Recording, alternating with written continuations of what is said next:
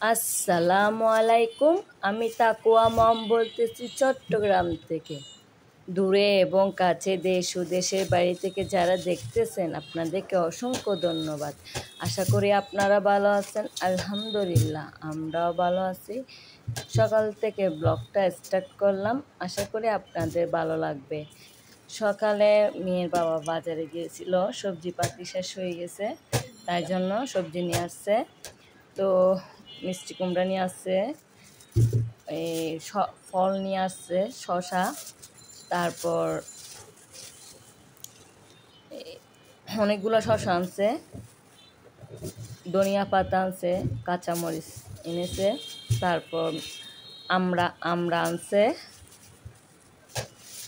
এগুলো আর কি।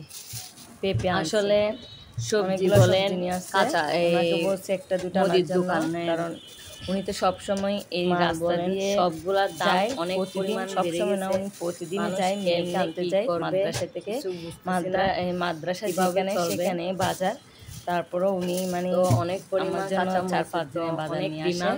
বুঝলাম না, অনেকবার বলি কিন্তু ভালো করে দেওয়া যায় না, তো অনেক দাম বেড়ে গেছে।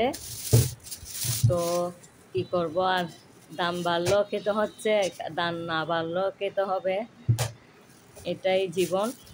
তো আমার ভিডিওটি ভালো লাগলে লাইক করবেন, কমেন্ট করবেন, শেয়ার করবেন এবং সাবস্ক্রাইব করে দিয়েন।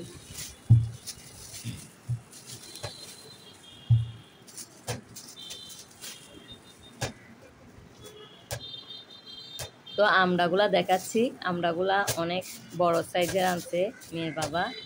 উনি মানে প্রতিদিন সন্ধ্যাবেলায় উনি মানে ভিটামিন সি জাতীয় খাবার খাবে, নাহলে তঞ্জি লেবু বলে, তঞ্জি লেবু এগুলা খায়, নাইলে আমড়া এগুলাই মানে থাকে বাসায়। উনি সন্ধ্যায় না, বিকালে আসর আজানের পর ওনাকে এগুলা যে কোনো একটা ভিটামিন সি জাতীয় খাবার চাটনি করে আমি পাঠাই ওনার জন্য দোকানে, উনি এগুলা খেয়ে নেয়। তো আমার এখন এগুলা সব গোছানো শেষ, আমি এখন রেখে দিছি ফ্রিজে। তো এখন মরিচ, হলুদের গুঁড়া, মরিচের গুঁড়া, ধনিয়ার গুঁড়া এগুলা সব শেষ হয়ে গেছে। তো আমি এখন রিফিল করতেছি, বড় বক্স থেকে ছোট বক্সে নিয়ে নিচ্ছি, কারণ যখন রান্না করতে যাই তখন একটু ঝামেলা হয়ে যায়, মানে তাড়াতাড়ির মধ্যে থাকি, এগুলা মানে নেওয়ার সময় পাই না।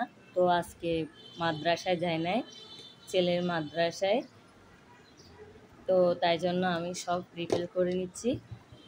সময় থাকলে আসলে কাজ করে নেওয়াটা ভালো, কারণ যখন বেশি একটু তাড়াতাড়ি থাকি তখন কাজ নিয়ে মানে যখন যেটা সামনে পাই সেটা মানে করে ফেলি, কিন্তু যখন ফ্রি থাকি তখন যদি মানে একটু কাজগুলা এগিয়ে নিই, ছোটোখাটো কাজগুলা, তাইলে মানে আর কাজের মধ্যে এরকম মানে ঝামেলা হয় না। কোনো একটা কাজ ধরেন রান্না করতে গেছি, রান্না করতে যখন মরিচ বা তেল, সয়াবিন তেল এগুলা যদি রিফিল না থাকে তাইলে মানে রান্না করতে ইচ্ছা করে না। সবগুলা যদি সামনে সবগুলা রেডি থাকে তাহলে রান্না করতে কোনো অসুবিধা হয় না। তো আমি এখন বক্সগুলো সব রিফিল করে নিচ্ছি।